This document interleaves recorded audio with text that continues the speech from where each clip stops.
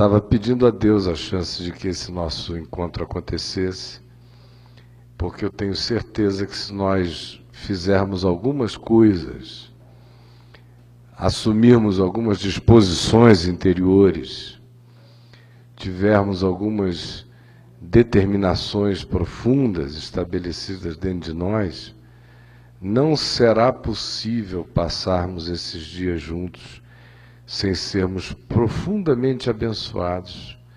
Isso não terá necessariamente nada a ver com ninguém em especial aqui.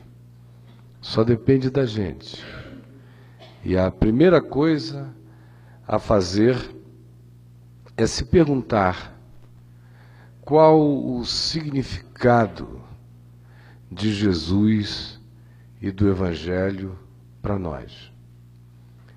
Porque essa é uma pergunta que a gente acha que não precisa se fazer. Nós dizemos que somos discípulos de Jesus, que cremos no Evangelho, que de fato não existe nenhuma dúvida em nós no que diz respeito à certeza de que Jesus é o Deus e Senhor da nossa vida. Mas isso é o que sai da nossa boca, a gente se agarra a isso, e essa declaração para nós tem muita importância, sobretudo por causa das nossas necessidades de segurança religiosa de natureza psicológica. Mas na prática, no fundo e de verdade, a questão continua. O que é que Jesus e o Evangelho têm a ver com a gente? E eu acho que uma boa referência que a gente poderia ter diante de nós para checar esta questão e ver a pertinência e o significado dela, é a gente se perguntar como é que nós estaríamos nos sentindo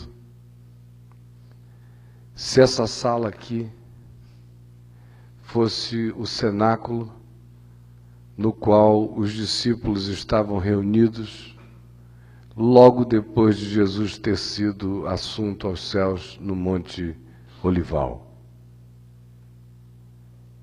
Como é que vocês acham que estava a mente deles? Eles tinham acabado de ser chocados pela cruz, perplexados para sempre pela ressurreição, e carregavam sobre eles a promessa do Pai, de que receberiam poder ao descer sobre eles o Espírito Santo, e eles seriam testemunhas de Jesus.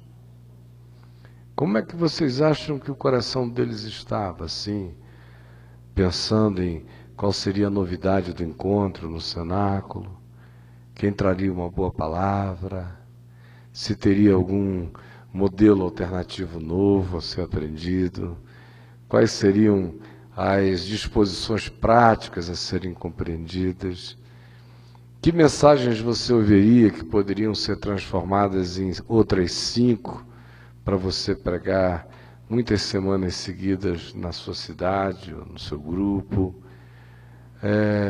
Veja quais são as suas motivações, quais as pessoas interessantes a conhecer, aquele pessoal que eu só conheço virtualmente, troca uns e-mails, que chance de agora encontrar, de dar um beijo, um cheiro, legal. Mas o que isso tem a ver com o significado de Jesus? O Walt Disney apresenta eventos igualmente excitantes. O grande desafio da nossa alma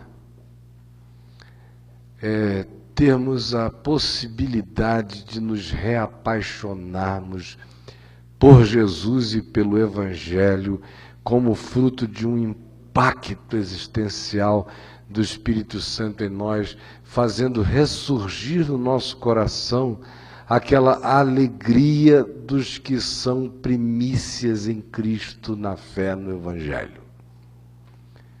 Ou seja, se não surgir na gente aquela alegria primitiva, aquela expectativa primitiva, aquela certeza de que o Espírito Santo não é uma doutrina, nem um objeto de discussão, nem um tema para reflexão, nem um assunto de natureza extraordinariamente polêmica para alguns, mas que Ele está vivo, foi prometido, nos habita, está vivo e quer crescer em nós. E o Jesus que ressuscitou de entre os mortos não é uma memória, não é uma lembrança, é nossa amizade, é nossa paixão, é nosso vínculo, é nossa disposição, é nossa loucura, é nossa mania radical, é a essência do nosso ser, é a desconstrução da nossa vida, tornando-a inadequada a qualquer modelo outro existencial. É Deus e Senhor, é princípio e fim, é Gênesis e Apocalipse, é o mundo que começou e terminou e se fez eterno em nós. Porque era assim que aquelas pessoinhas estavam. A segunda coisa que precisa haver em nós, e que a gente tem que agarrar como uma decisão do Espírito, é nos esquecermos de todas as nossas arrogâncias, presunções de saberes e de conhecimentos. De fato, não ficar aqui com espíritos comparativos. Essa não é uma reunião de acadêmicos nem para acadêmicos. Não é uma reunião para pessoas interessadas em algumas emulações de natureza intelectual. Não é uma reunião para a gente fazer síntese e consolidação de informações extraordinariamente novas. Não é um encontro para estimular a curiosidade de ninguém. Não existe aqui nenhuma nova proposta, nenhum novo modelo. A única coisa que existe é uma disposição de que não haja nada novo. Porque todos os nossos novos modelos foram criados por nós algum tempo atrás. Nossos novos modelos são falácias. São invenções recentes que a gente traz para animar o coração daqueles que, não tendo feito a viagem radical até a tumba vazia, até o Pentecoste, até a paixão, até a alegria e até o encontro com Jesus ressuscitado no coração e até a amizade íntima com Ele, precisam de distrações programáticas para não caírem no tédio e terem com que entreter a congregação dos debilóides devocionalizados. Nós não estamos aqui para nada disso. É para esquecer, olhar para o Evangelho, darmos a nós a chance de nós sermos nós mesmos. Aqui não há mentores, não há pastores, não há reverendos, não há diáconos, não há presbíteros, não há jovens esforçados, não há mulheres dedicadas, não há pessoas na meia-idade voluntariadas para servir até morrer, não há nenhuma dessas categorizações.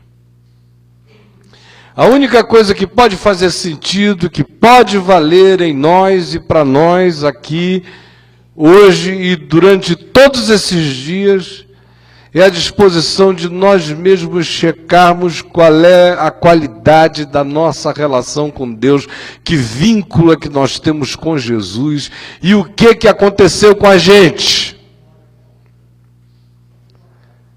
O quanto do que nós chamamos de Deus em nós tem a ver com Deus, e o quanto nós chamamos de Deus em nós tem a ver apenas com a nossa própria construção. E qual é a nossa disposição efetiva de tomar a cruz e seguir a Jesus? Qual é a resolução interior que a gente possui e até que lugar ela nos leva, ou aonde é que ela nos abandona, ou aonde é que ela se retrai e diz: daqui não passo, daqui ninguém me tira. O que de fato vale, o que de fato será importante esses dias, é a gente buscar no coração a disposição mais profunda de não perder a oportunidade. De simplesmente dizer: Deus, não importa o que eu aprendi, com quem aprendi, onde aprendi, o que eu acumulei, o que eu acho que sou e que sei, eu estou aqui pedindo que tu me desvistas dos meus orgulhos, dos meus preconceitos, das minhas curiosidades que me distraem, me distanciam da essência do que é. Que tu tires de mim e do meu coração todo qualquer espírito de checagem, que tu me des aquela vontade de me abrir para o Espírito Santo, para a palavra do Evangelho, e sobretudo vem e realiza em mim aquilo que nesta fase da minha vida e neste momento da minha existência eu preciso ter como renovação do teu amor, do teu poder e da alegria do Evangelho na minha vida.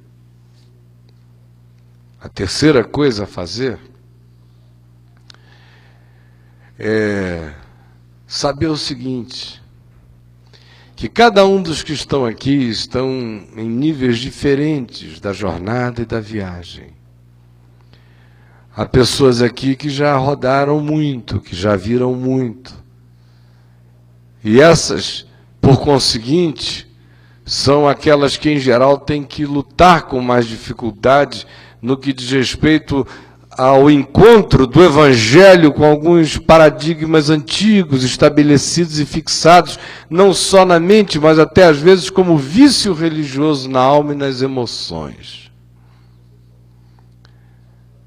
Há outros que já entenderam e discerniram e chamaram para a prática da vida bastante o significado da graça de Deus. Já sabem que a graça de Deus não é graxa de Deus, não é vaselina de Deus, não é KY celestial. Já sabem que a graça de Deus não é camisinha de Vênus do reino de Deus. Já sabem que a graça de Deus não é preservativo para a gente poder se danar e não gerar nenhuma consequência desastrosa um pouco mais adiante. Já sabem que a graça de Deus é favor imerecido, significando que favor imerecido é tudo. É o favor que me acolhe, que me inclui, que me perdoa, que me redime, que me abraça, que me aceita, que me pacifica, que me justifica, que me santifica, independentemente de eu ter me tornado melhor, mais santo, mais visivelmente percebido como qualquer outra coisa trabalhada e acrescida como virtude na minha própria vida, ela acontece como uma bacia de acolhimento, como uma rede cósmica na qual todo que cai, se cair com esperança em fé e com o coração quebrantado, haverá de encontrá-la. Mas ela não é rede de circo. Para os palhaços caírem, subirem, pularem, caírem, subirem, pularem, caírem, subirem, pularem. A graça de Deus não é pula-pula. Essa graça que me acolhe sempre, que me acolhe todo dia, é favor imerecido, porque dela eu recebo não apenas o favor do perdão, E o receberei tantas vezes quanto meu coração quebrantadamente reconhecer que preciso. Isso fará parte da minha existência toda, da renovação do meu próprio entendimento. Mas é favor imerecido também como poder de Deus. É favor imerecido também para dar força ao cansado e restaurar o vigor do que está totalmente destituído de vontade e interesse interior de caminhar com Deus.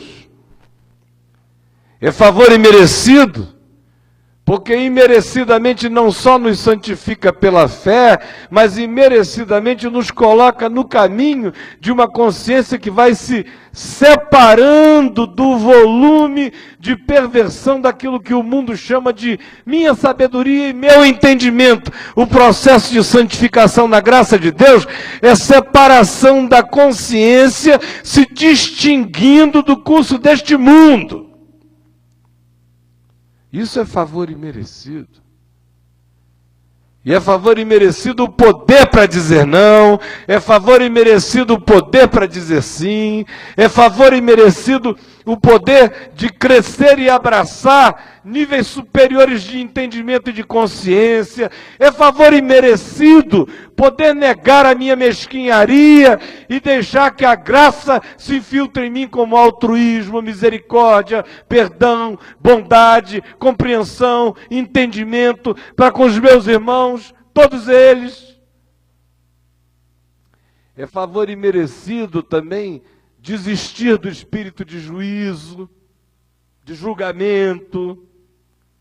É favor imerecido abdicar da síndrome de Gabriela Cravo e Canela, que fica o tempo todo agradecendo ao Deus da graça, dizendo: Senhor, agradeço-te pela tua graça, porque eu nasci assim, vou viver assim, vou crescer assim, vou morrer assim. Sempre Gabriela, desgraçadamente Gabriela. A graça de Deus que me acolhe é a mesma que me catapulta. A graça de Deus que me perdoa é a mesma que me transforma. A graça de Deus que me abraça é a mesma que me envia. A graça de Deus que me dá descanso e paz em Deus é a mesma que me inquieta, que me angustia, que me impregna de espírito de profecia, que me dá a paz paradoxalmente, ao mesmo tempo em que estabelece em mim um desassossego de vontade de anunciar o reino de Deus entre todos os homens, e não me deixará viver o gozo da plena paz, se essa plena paz que me traz descanso não viver o paradoxo de ser um descanso que descansa enquanto caminha e anuncia o evangelho que não para. A graça de Deus, que é favor imerecido e que leva cativo o cativeiro, todo cativeiro, como diz Paulo em Efésios 4, essa mesma graça que em Cristo leva cativo todo cativeiro, todo domínio, toda opressão, toda potestade com poder de esmagamento sobre nós. Essa mesma graça que em Cristo destitui esses poderes é a que concede dons aos homens. Nos aquinhoa com dons na mesma medida em que nos liberta. É extraordinário, porque nessa graça o que se sabe é que ela retira cativeiro e dá dons. Tem gente que quer no máximo dons, mas diz: Senhor, preserva o meu cativeiro. Enche-me de dons, apesar dos meus cativeiros. Estão mais interessados em dons do que em libertação do cativeiro. Querem ficar agraciadamente presos. carismaticamente agrilhoados, fascinantemente aprisionados, purpurinicamente tiranizados. Mas a graça que concede dons aos homens, antes de concedê-los, ela leva cativo o cativeiro. Ela tira todo esse espírito de catividade, de escravidão, porque é na medida que o espírito de escravidão sai de nós, que é espírito de morte, que é espírito de dúvida, que é espírito de negação, que é espírito de auto-engano, que é espírito de arrumação de camuflagens para a gente não botar a própria cara para fora. Quando esse espírito de cativeiro e de engano é tirado de nós, na medida em que ele vai sendo supresso e arrancado, e o nosso ser vai sendo liberto de todas essas raízes de catividade, com os seus sugadores, com as suas ventosas nos chupando em todas as áreas do ser, mas quando pela graça elas vão sendo retiradas, na medida e na proporção em que elas vão sendo retiradas, são agregados dons a nós. É por isso que se diz que aonde abundou o pecado, superabundou a graça.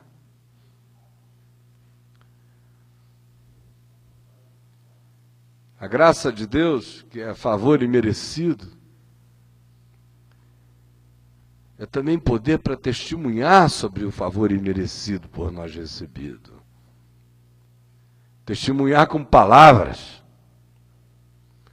testemunhar com intrepidez, com ousadia, com alegria, com vontade renovada, que só é bonito, que só não vira gestual religioso, que só não se transforma em programa de evangelização, que só não vira a chatice da oportunidade evangelística, que só não se converte na tentativa de catequese, de proselitismo farisaica, que só não se entrega e se torna numa afirmação de superioridade espiritual sobre os ouvintes carentes. Se for uma fala de amor, se não for o cérebro falando, mas for o coração gozando, se não for a mente inventando, se não for a inteligência strategizing, para saber como se vai entrar nesta alma, ou nesta oportunidade. Só não será horrível e só será bonito se for como sempre foi, como Jesus disse que deveria ser. Indo, falem do que vocês estão cheios, porque a boca fala do que está cheio o coração. Por isso não se embriaguem com vinho, mas encham-se do Espírito Santo, para que a boca fale muito do que está cheio o coração. Não se preocupem com o que vocês terão que dizer, porque quanto mais confiantes e quanto mais cheios de amor e quanto mais certos do cuidado de Deus e quanto mais grávidos da soberania e quanto mais possuídos pela certeza de que aquele que tem todo o poder nos céus e na terra é o mesmo que disse: eu estou convosco todos os dias. Se isso estiver presente em nós como paixão, como amor, como certeza e como alegria, o que brotar da nossa boca brotará com um poder cada vez maior e incontrolável. Especialmente se tudo isso acontecer com a naturalidade daqueles que simplesmente se movem na vida como quem cumpre os ritos simples da verdade, do amor e da misericórdia.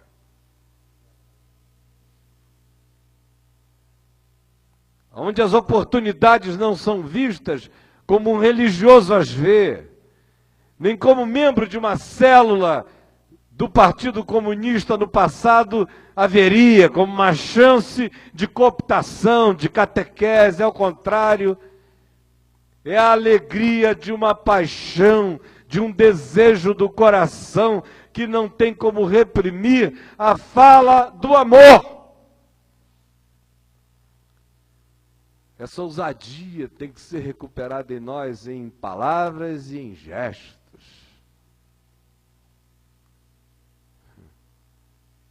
Quanto tempo faz que você não anda atrás de alguém porque o Espírito Santo mandou?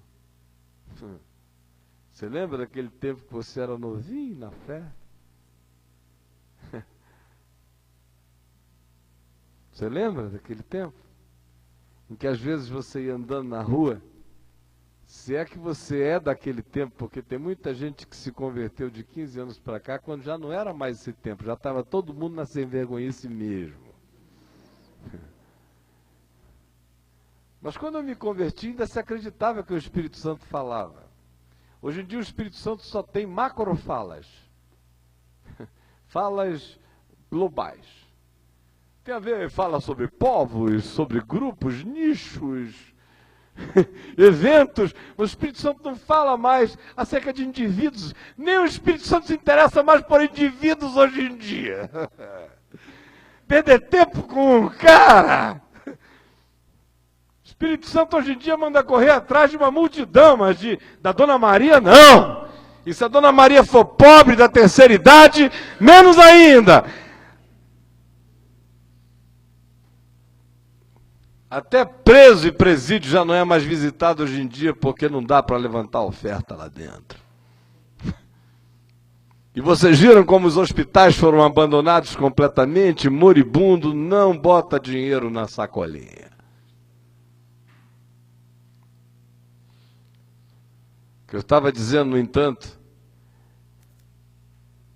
é acerca daquele tempo no qual, como loucos, a gente andava atrás ainda de indivíduos que a gente não conhecia o nome.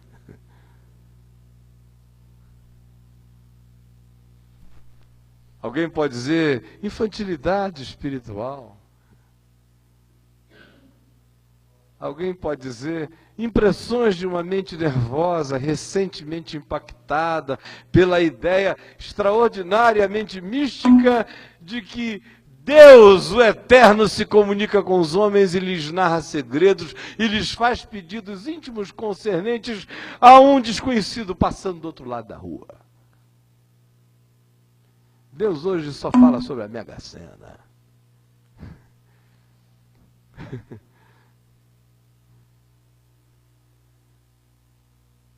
Quanto tempo faz que você não levanta de lugar nenhum por causa de um impulso espiritual?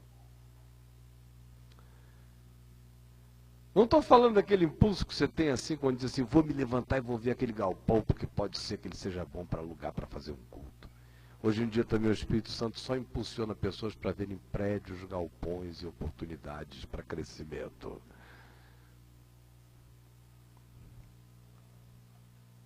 Quando foi a última vez que seu coração seguiu assim uma ordem? Quando foi a última vez que houve uma ordem no seu coração?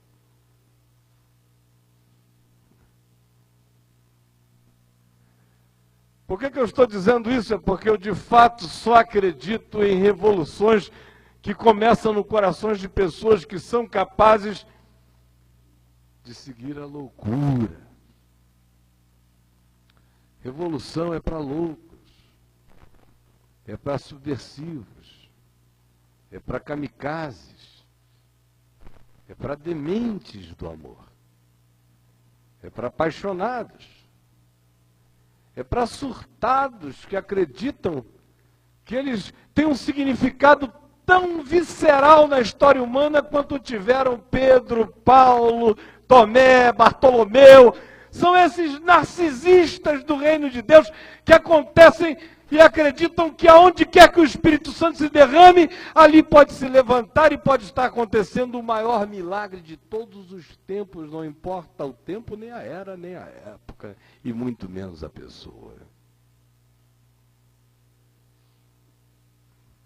É quem acredita que o Espírito da ressurreição está produzindo ressurreição veemente todos os dias e o fará.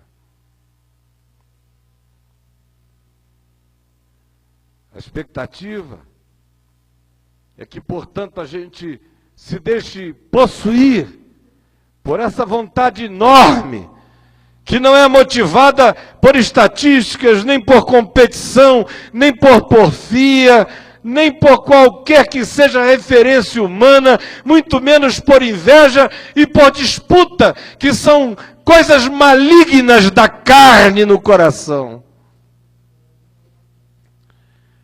Nossa motivação tem a ver com contar para os outros o que nos aconteceu.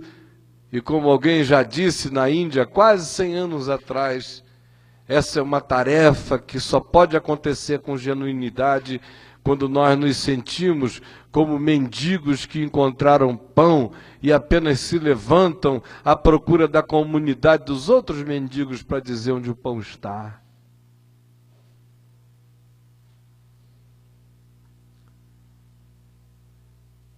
Agora, eu não acredito que essa revolução, essa subversão aconteça sem que antes, e sobretudo, e na essência de todas as coisas, esteja essa invasão profundíssima da consciência de Deus em nós e do significado de termos tido a chance de ouvir, crer, entender, abraçar esta mensagem e, sobretudo, o discernimento do que isso implica agora. Porque implica. Tem gente reunida agora, hoje, nesse dia, na Palestina, na faixa de Gaza ou na Cisjordânia. Jovens de 14, 15, 17, 20, 24, 25 anos no máximo. Grupos de 8, 10, 15, 20 no máximo. Sendo treinados por rapazes de no máximo 30 anos.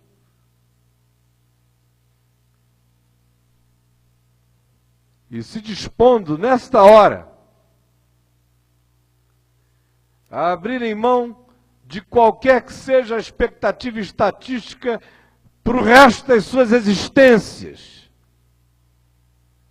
aceitando a determinação de uma data, dia e hora, para se involucrarem com conteúdo imenso de bombas e se atirarem contra um grupo humano estrategicamente selecionado para causar o maior dano de natureza política, diplomática e de significado e de simbolização possíveis.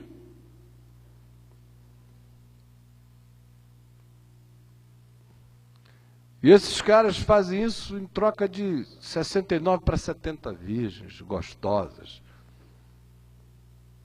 do Jardim de Alá, pela entrada nessa mordomia, pela possibilidade de deixar esse mundo de caos e de suores e de angústias e de medos, fazer uma contribuição de natureza heróica, simbólica para o seu povo e para a animação do poder do ódio entre os seus contemporâneos, e receber como benesse a antecipação de um harém no Jardim de Alá.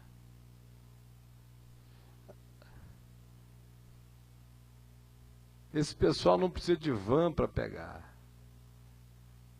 Eles vão de qualquer jeito. Esse pessoal não tem reclamação, não tem pergunta. Esse pessoal ouve e vai.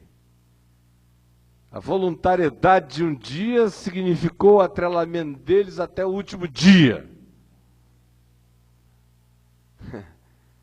E a gente vem dizer que a gente ama Jesus? Com certeza a gente ama Jesus muito menos do que eles odeiam os inimigos deles. A intensidade do ódio deles pelos inimigos deles, ou o amor deles à causa deles, motivada pela amargura e pelo ódio, são absolutamente mais extensos e mensuráveis pela qualidade de decisão radical que eles estão dispostos a tomar, do que nós, que dizemos que somos motivados por amor, pelo Evangelho, por Jesus, mas somos feitos de açúcar, unção de algodão doce, bonecos de circo, interessados apenas em chamar de missão os seus próprios caprichos. Eu tenho uma coisa a lhes dizer: os terroristas palestinos, com o seu ódio exacerbado e com a coragem ilimitada de levá-lo aos extremos da morte, haverão de julgar os cristãos pelos seus amores omissos e improdutores de qualquer coisa, a não ser da defecção das suas próprias fezes pela paralisia no lugar de onde eles jamais se moverão de medo, acobertado de canções de um amor que não move ninguém, nem de um lado para o outro da rua.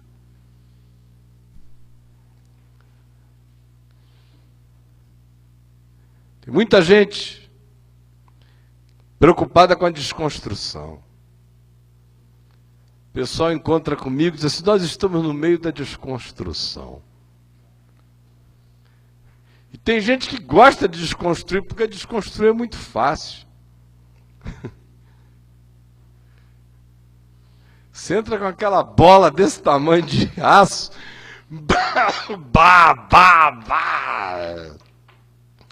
sobra nada.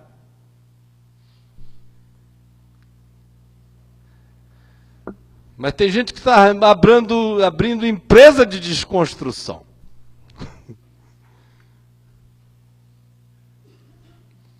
Daqui a pouco a gente vai criar um seminário para pensar desconstrução. Ou nós vamos ficar com ciúme de qualquer outra desconstrução, porque vamos dizer: nós é que começamos a desconstrução. Nós temos o direito de primogenitura desse negócio. Reservamos a patente. Queremos royalties. Não tem o G12? Esse é o GD, construção. Todo mundo com a marreta na mão.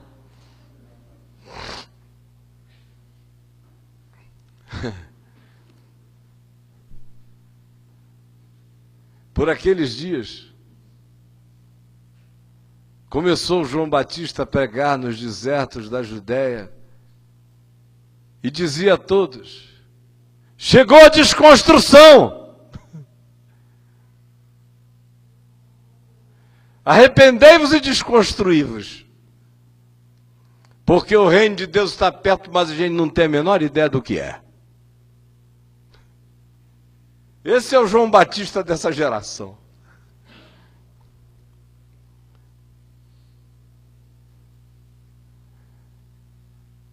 Interessante que Jesus não tentou desconstruir o judaísmo, não tentou desconstruir o sinédrio, não tentou desconstruir nada. Ele desconstruiu isso tudo, não dando a mínima para a existência dessas coisas.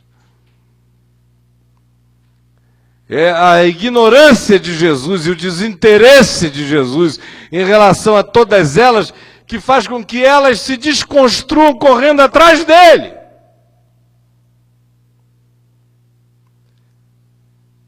Se o convidam, ele vai. Se dão a palavra, ele fala. Se fala e ouvem bem, ele sai. Se sai dali e o seguem, ele diz: vem. Se chamam no dia seguinte, ele volta. Mas ele nunca volta mais do que 2 ou 3 dias, porque se torna insuportável.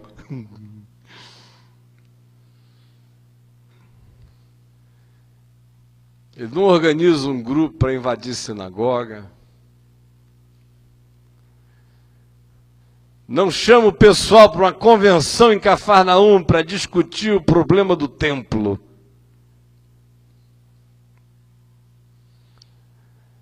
Ele simplesmente diz: já não te chamarás Simão, tu te chamarás Cefa, fragmento de rocha, Pedro, pedra, vem, segue-me. Qual é o teu nome? E alguém diz o nome, então vem, segue-me. Ou qual é o teu nome? Os nomes são de um tipo, ele muda, às vezes até com bom humor, jocosidade, definindo a qualidade da personalidade do indivíduo e diz: vem, segue-me. Mas não há nenhum chamado numa convenção para que o grupo inteiro tome uma decisão acerca de uma passeata de tomada de Jerusalém. Jesus não marchou a marcha por Jesus.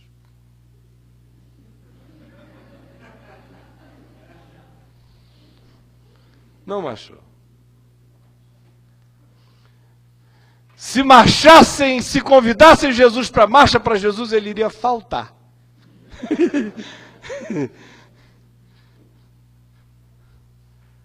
A entrada dele em Jerusalém era cumprindo dia e hora. Não era um evento para se repetir todo ano. Aí Jesus entrando em Jerusalém, nem Jesus resistiria a esse rolo compressor de idiotização humana. Se Jesus entrasse em Jerusalém, montado jumentinho, 13 vezes, ele se embabacaria.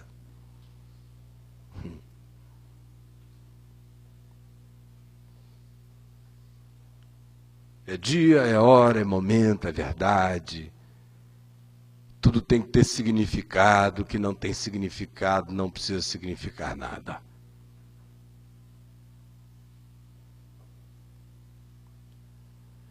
Não precisa haver marketing.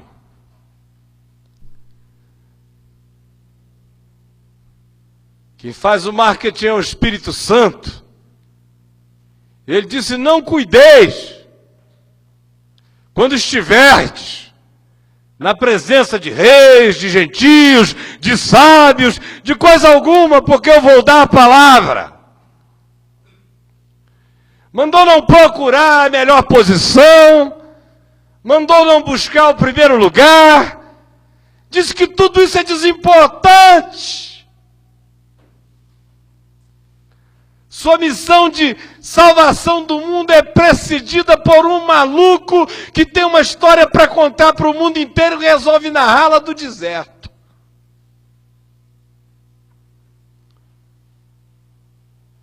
E ele mesmo, ao invés de se encarnar em Roma, ou em Éfeso, ou em Atenas, vai se perder na dessignificação de Belém e no encruamento improdutivo de Nazaré, e nas circunscrições limitantes da Galileia, e na insignificância de Israel.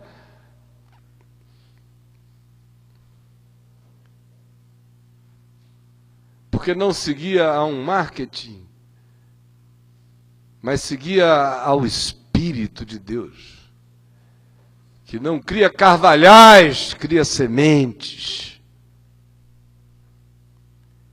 que não cria oceanos, cria fontes.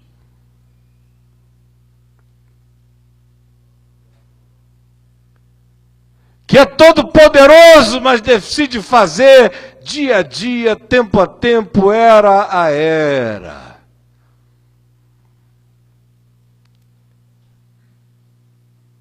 E que determinou que a semente que se abra mais rapidamente entre nós seja também aquela que morra no final do dia.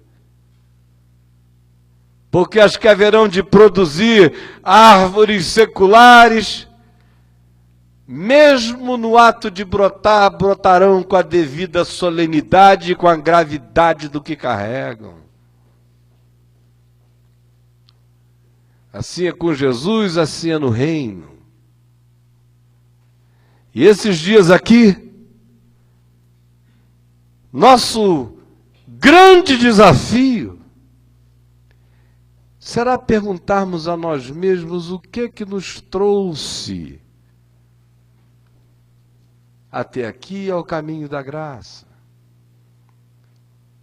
Será que já não está na hora de mudar na sua mente o paradigma motivacional? Será que já não está na hora de mudar na sua mente a referência? Será que já não está na hora de haver uma conversão dentro da conversão, assim como haverá necessidade de haver milhares de conversão dentro da própria conversão todos os dias?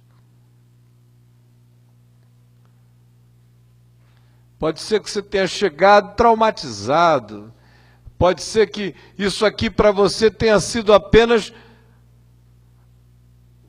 o anteparo do empurrão. Você levou um empurrão, saiu catando o cavaco e, pela graça de Deus, bateu de testa no colchão do caminho da graça e disse, aleluia.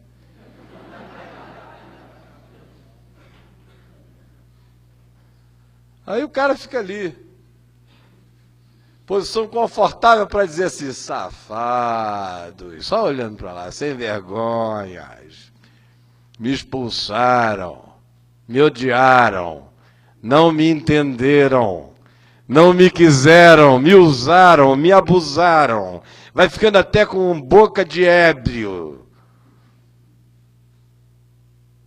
Aqui é tão confortável. Não tem dízimo, não tem oferta, ninguém precisa fazer nada, aleluia. Aqui é o meu lugar.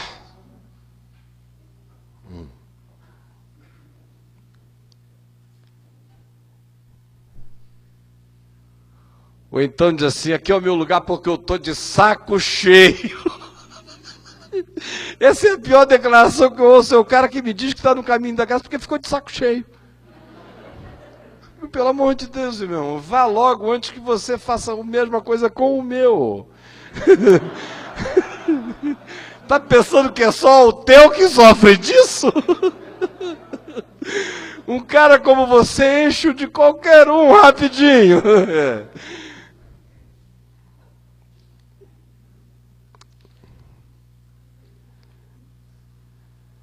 Tem muita gente que veio para cá para fugir do leão, da Receita Federal Evangélica. Porque não tinha mais dinheiro para pagar em tanta programação. Aí veio.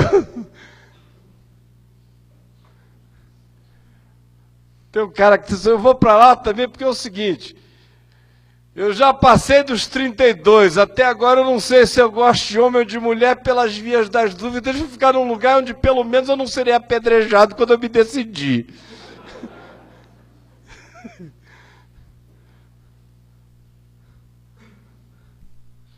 Ou então é aquela coisa samaritana. 5 maridos já tive. Esse que agora tem não é meu marido. E olha, eu sou sincero, hein? Isso eu digo com verdade.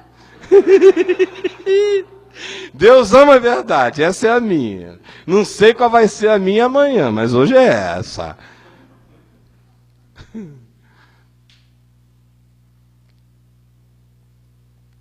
Aí eu vou para lá porque o fundador desse negócio é divorciado. Aí isso vira assim, qualificação para mim nesse ambiente dos outcasts.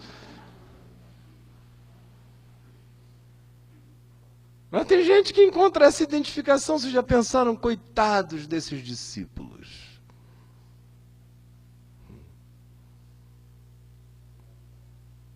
Tem também aquele grupo que diz, não, eu vou para lá só porque eu fui do contra a vida inteira. E já não tem mais modo de ser do contra, nem sendo protestante, porque os protestantes são os pós-testantes, eles não estão mais com nenhuma. Geraram uma potestade do passado. É um eco, então agora eu vou para essa coisa aqui, porque eu estou na linha de frente sempre, vocês sabem, né? Eu gosto disso, pastor. Tem gente que me diz, você não sabe como eu gosto disso. Isso é o tipo de coisa que eu gosto, sabe? Tem a impressão, assim, a mesma coisa que ele está dizendo, onde tem eu entro. Se abrir outro, eu me matriculo também, eu estou em todas.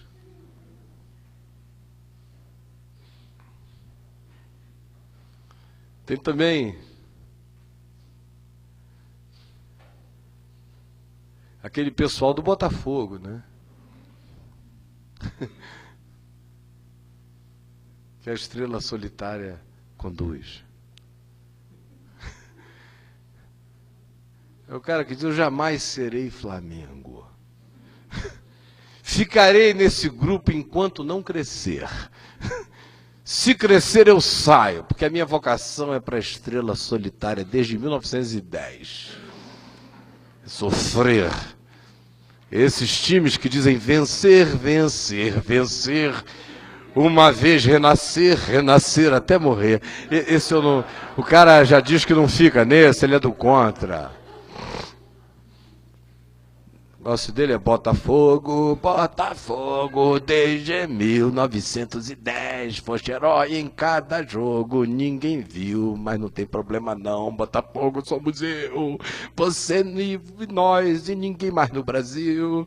E aí vai, no caminho da graça dele, Dom Quixote, solitário, feliz por não ser seguido, por não ser compreendido, por não ser gostado, por chegar na praça cristã e ninguém mais ficar no pedaço.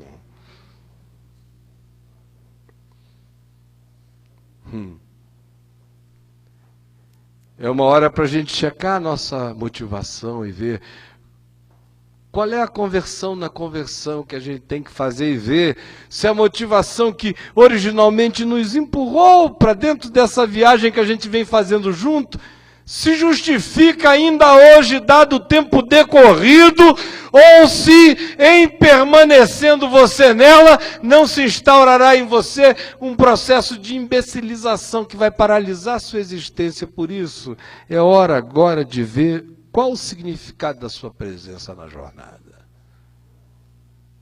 Eu, de minha parte, não tenho tempo a perder. Eu levei um cacete do diabo que vocês não têm ideia. Um cacete. Violento. E eu vinha pregando o Evangelho desde os 18 anos de idade. Ninguém, nem entre amigos, nem entre inimigos, em lugar nenhum, para ficar em pé e dizer qualquer coisa.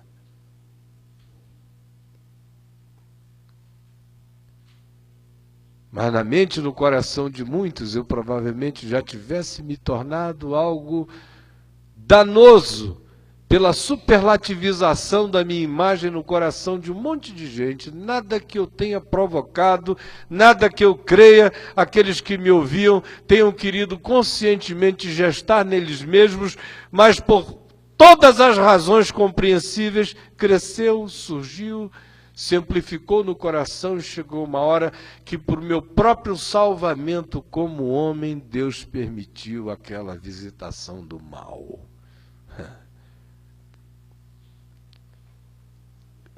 E o ódio do diabo, a quem graças a Deus eu não conheço com intimidade, mas com extrema frequência já bati de frente com ele, nenhuma intimidade, mas nenhuma falta de familiaridade, porque a figura eu já encontrei com ele milhares de vezes por aí. Pensava que tinha ganho poder para destruir o que Deus mesmo tinha feito. Ele só não sabia que era uma outra fase. E que nesse momento da minha própria existência, essa terra que eu sou precisava ficar catastrófica e vazia para que o Espírito de Deus outra vez pairasse sobre as águas e houvesse luz, e primeiro dia, e segundo dia, e todos os outros dias da minha reconstrução. Só que eu não tenho mais tempo a perder. Não tenho. Se você achar que essa jornada aqui, humanamente falando, na história, no tempo, no espaço, aqui e agora, tem alguma coisa a ver com a minha vida, tem alguma coisa a ver com algum tipo de inspiração que, pela misericórdia de Deus, eu trouxe a você, se você desejar, mesmo que isso tenha a ver com o que você imagina que tenha, relacionando isso a algum tipo de motivação que de mim você tenha recebido, saiba que se você desejar que a gente caminhe juntos, essa vai ter que ser uma decisão que implicará numa determinação de não se perder mais tempo. Esses dias todos nós vamos estar falando sobre o significado desse momento, desse tempo, do desafio que a gente tem e do papel que nós temos recebido e, na graça de Deus, temos e podemos cumprir com alegria, nesta geração, sem ufania, em serviço, com o coração quebrantado e no poder do Espírito Santo, e cheio de dons do Espírito de Deus, e com o coração limpo de todos os bolos, confeitos, fantasias, castelos de areia ou de chantilly, que tenham sido criados nas fantasias da religiosidade na nossa mente, abrindo mão e nos desvestindo de tudo isso, voltando para a simplicidade mais original da caminhada. Nós podemos ser cheios do Espírito Santo, cheios do Evangelho, cheios de dons, cheios de consciência, cheios da verdadeira liberdade, cheios de espírito de serviço, cheios de alegria, cheios de gravidade, cheios de carisma, porque cheios de consciência do Evangelho e do Espírito Santo. Essa é a oração, essa é a expectativa. Gostaria que a gente tivesse toda a liberdade do mundo aqui entre nós, nos conhecermos, nos aproximarmos, falarmos uns com os outros. Convivermos, vamos dançar, vamos ter festa, vamos nadar, vamos ouvir a palavra, mas, sobretudo, eu queria pedir a cada um, vamos tratar a cada um com muita reverência. Liberdade e reverência podem ser irmãs gêmeas, e no meu caso só existem se forem irmãs gêmeas.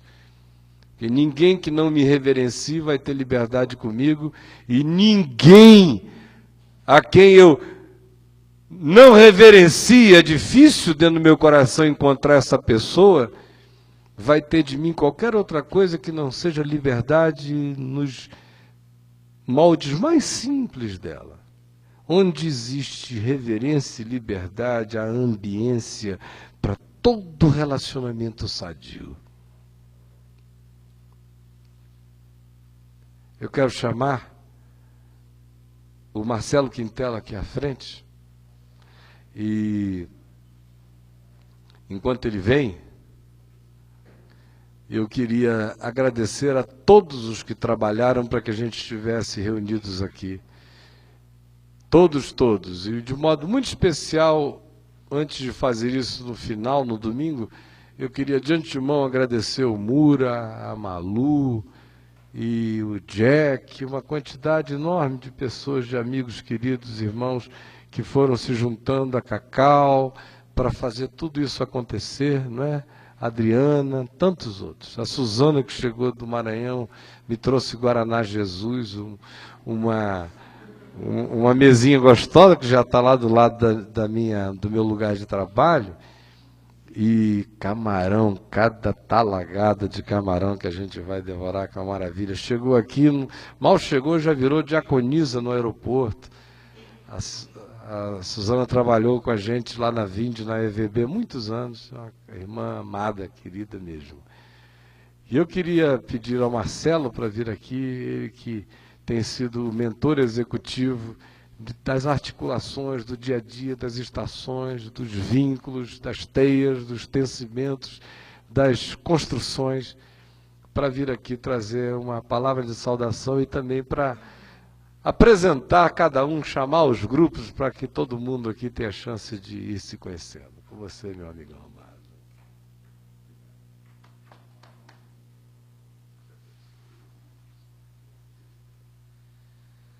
Boa noite, meus amigos, meus irmãos. Estava escrito lá no papelzinho que eu daria umas boas-vindas. Todavia, em nome de quem veio, que eu quero agradecer o pessoal que propiciou esse encontro. Eu imagino como deve estar o Mura, a Malu, a Cacau e os demais, porque quem faz evento sabe, essa altura do campeonato, as carnes já estão fibrilando, não é? E o olho ardendo e a cabeça pesando. Então, toda a nossa gratidão para vocês, viu? Muito obrigado mesmo. E a Ana, aos demais que eu não sei quem é, e não conheço, e tiveram envolvido com isso. A Dorinha também. Agora, há um ano atrás, mais ou menos, nós tínhamos tentado alguma coisa parecida com isso. Foi quando o pastor Caio me apresentou a Malu. E a Malu chegou chegando. Marcelo, como vai ser? O que a gente vai fazer? Eu tenho 4 hotéis, todos 5 estrelas, né? Porque ela tem essa habilidade de promover eventos. E aí a Malu foi se contextualizando e percebendo que, na real, a gente tem outro contexto. Então eu dou graças a Deus que naquela ocasião nós não conseguimos fazer, e então o pessoal de Brasília resolveu assumir de uma forma a propiciar que a gente estivesse aqui num lugar onde um valor tão baixo, em considerando que são 4 dias com refeições, boa estadia, nós não viemos aqui num camping, a gente está bem alojado, e fizeram esse milagre que até agora não está explicado e nem nos explique para não... Falta mais uma parcela de R$180. Depois a gente não quer saber, mas agradece muito, muito mesmo, viu? Porque eu sei que foi para fazer com que tivesse a maior representatividade das estações aqui. E essa foi nossa expectativa, de que a maior quantidade de pessoas das diversas regiões estivesse aqui. Primeiro encontro em Brasília, até hoje, surgiram dezenas de núcleos comunitários, de pequenas estações, de grupos, alguns caseiros ainda, outros já procurando reuniões regulares, dominicais e tal. E aí foi crescendo a demanda por suprir todas as necessidades que iam surgindo. Então a gente ficava assim, puxa, tomara que aquele irmãozinho esteja lá, que aquele pessoal do Nordeste um pouquinho mais afastado dos eventos esteja também. Porque a gente foi a Recife tentar ajudá-los, mas a gente já chegou indo embora, né? Recife foi 2 dias, um para chegar e outro para ir embora, o encontro lá. Então, meus irmãos, eu não imaginei que de repente teríamos disposição para fazer isso hoje, mas eu quero aqui, em função do que o Caio colocou, apresentar rapidamente os grupos. Amanhã nós também teremos tempo para isso.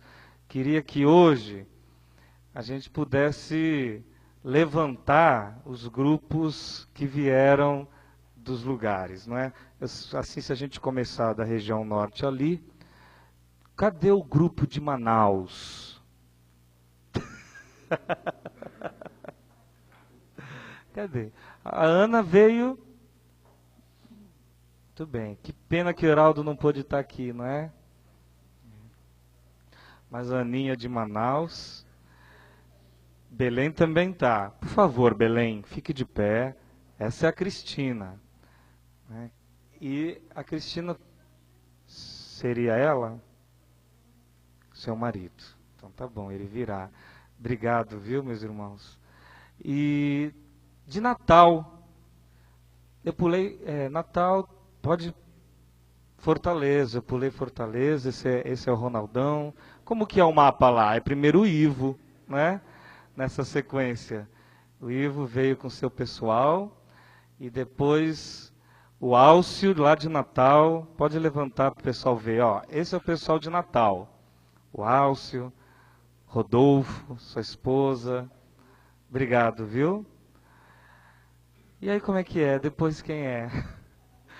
Não, eu aprendi geografia bastante nesses 2 anos aí, muito. Mas aí de Abreu e Lima veio alguém? O pessoal de Abreu e Lima não veio dessa vez do Marquinhos. E de Recife? A Mag, com suas amigas. Então essa daí é a Magna de Recife, tá bom? Obrigado, viu, gente? E aí vamos descendo. Veio alguém de Alagoas, de Sergipe? Petrolina? Não, não é? E Salvador? Da Bahia tem alguém?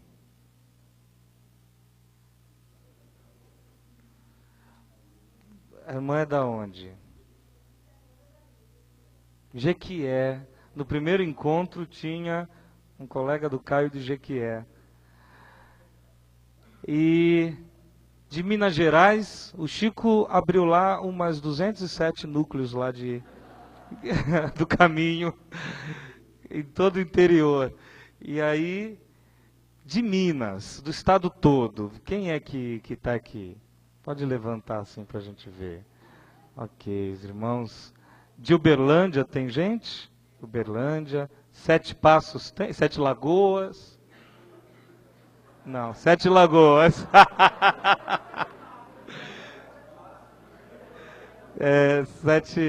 É que eu conheci as capitais, mas agora já temos que ir para o interior. Então, o Carlos Alberto, que veio lá, de Sete Lagos. E Sete Lagoas. Contagem, também tem Contagem. Tem uns trabalhos começando por lá. E aí, Vitória, o Carlos Clay deve vir amanhã pela manhã. Tem mais alguém de lá, de Vitória, Vila Velha? A sua cidade. Então, esse irmão ele tem uma venda. A venda nova do imigrante. Lá no interior do Espírito Santo. O Belino, fluminense, junto com a sua esposa. E aí a gente então chega em São Paulo, né? Depois o Rio de Janeiro. Rio de Janeiro. Não, Centro-Oeste só depois, porque vamos encerrar com vocês. E o Rio? De Rio? Você é o Luciano de Niterói. A gente se fala por Skype, né? Prazer, meu amigo. E aí, quem mais? Você veio da capital? Ah, Duque de Caxias com Carlos Alberto. Então tá bom. Você conhece ele, Luciano?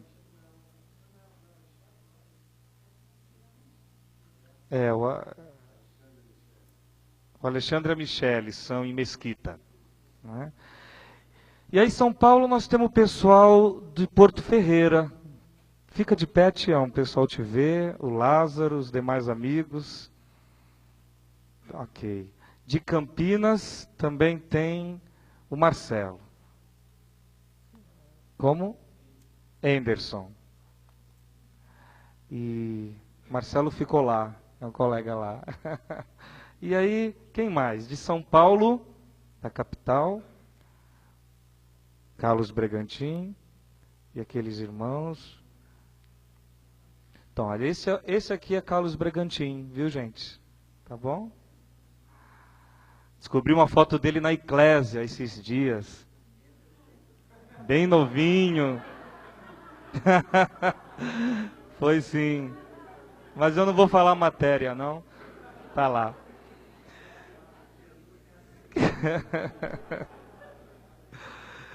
E eu trouxe um pessoal de Santos também.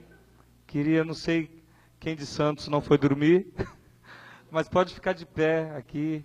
O Valmir, o Gilson, ali o Leandro, o Tupi, o Cleiton, meu amigo. E tem também o Adenilson, está aqui. Quem mais? Bauru. Denis, você é o Denis. Que coisa linda ver você. Muito bom.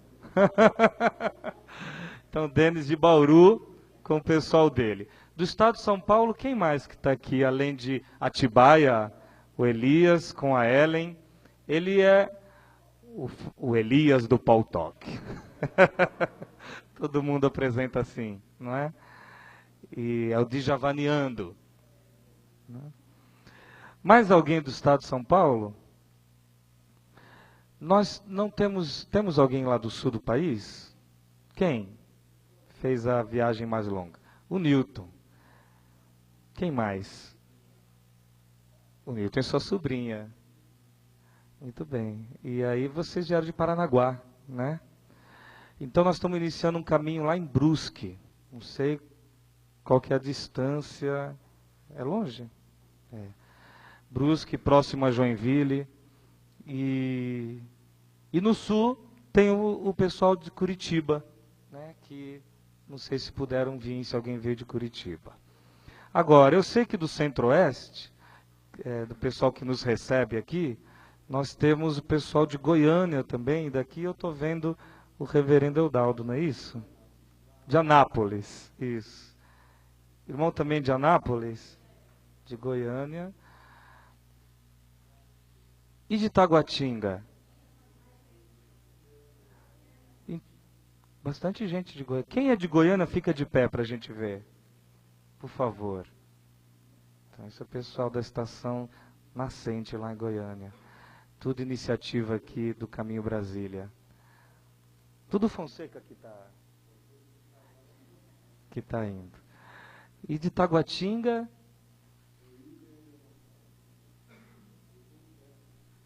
Cadê o William e a moçada? De Taguatinga. William, Ricardo. Ah, William. Mentor de Taguatinga. Também. Obrigado, meus irmãos. Quem falta, Caio? Assim. Mato Grosso.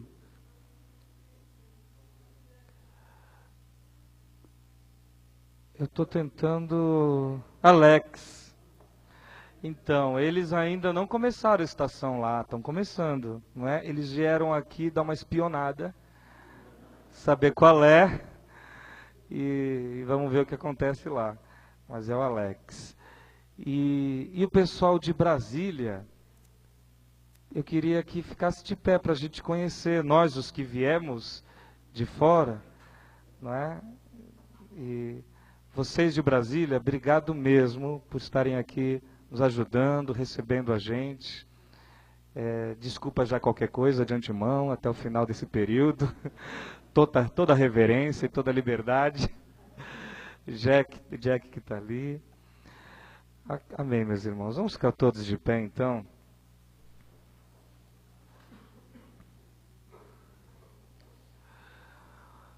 O caminho não faz eventos por fazer eventos, como o pastor Caio falou, né? O caminho não tem um calendário letivo, anual, eclesiástico, ou sei lá o nome, na qual importa ter determinados encontros. Nada disso. Então a gente está aqui fruto de um anseio, uma demanda, uma necessidade, conforme o Caio colocou, de conversões no processo de conversão. E essa é toda a nossa expectativa aqui. Eu queria que nós orássemos por isso, para que o véu posto ainda sob os olhos de alguns de nós pudesse sair.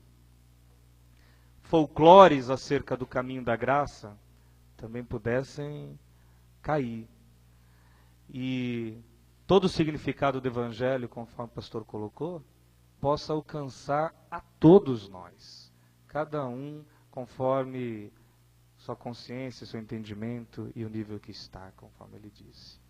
Mas eu queria que nós, assim, irmanados, dessemos as mãos e pudéssemos entregar a Deus essa noite, esse dia, a viagem que cada um fez. E eu sei que a maioria está cansado da viagem, então acho que hoje o Jack não vai ter baile, não é? Então agradecer a Deus porque chegamos, porque estamos aqui, e por aqueles que ainda virão, e por tudo que Deus nos presenteará esses dias. Tá bom, meus irmãos? Feche seus olhos. Obrigado, Pai. Uma sensação de privilégio impressionante, essa que a gente carrega no coração. Privilégio de ser recebido aqui, Senhor, com um sorriso, com um abraço, e sabedores de que não estamos aqui para mais um evento, estamos aqui, Senhor, não tem nada a ver com avivamentos na alma, com dar uma pilha, com nada do que se vê por aí. A gente está aqui para ir para dentro, não para fora. A gente está aqui para ir para dentro do coração de cada um de nós. Por isso eu peço, Senhor, em nome de Jesus, e por favor, que Tu nos abençoe, conforme aquilo que Tu tens planejado para esses dias. Abençoa o pastor Caio, sua disposição, Senhor, o seu coração, a Adriana com ele, Senhor, o amor e a devoção que eles têm nos ensinado nessa caminhada. Que eles, Senhor Deus, possam nos ajudar nesses dias, conforme todo o discernimento que o Senhor lhes der. O Senhor nos abençoe a todos, em o nome de Jesus. Amém, Pai. Amém. Então dá um abraço aí no vizinho, na pessoa lá do outro estado. A Dorinha vai vir falar aqui alguma coisa.